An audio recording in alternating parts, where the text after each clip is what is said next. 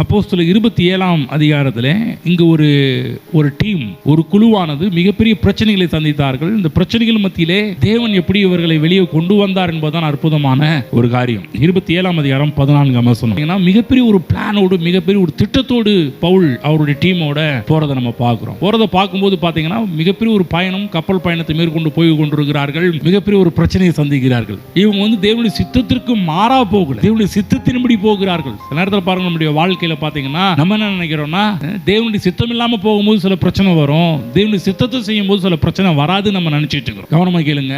சில நேரங்கள்ல கடவுளுடைய சித்தத்தின்படி போகும்போது கூட சில பிரச்சனைகள் வர செய்யும். நிறைய நேரத்தில் பாத்தீங்கன்னா நம்ம நினைக்கிறோம் கர்த்தருடைய சித்தத்தை நம்ம செய்ய தவறும் போது பல பிரச்சனை எல்லாம் வரும் நம்ம நினைச்சிட்டு இருப்போம். சில நேரங்களிலே தேவனுடைய சித்தத்தின்படி செய்யும் போது கூட சில ப்ராப்ளங்கள், சில பிரச்சனைகள், சில புயல் போன்ற சில காரியங்கள் நம்முடைய வாழ்க்கையில வீச ஆரம்பிக்கலாம். ஆனா இவைகள் மத்தியிலே நாம் எப்படி நடந்து கொள்ள வேண்டும்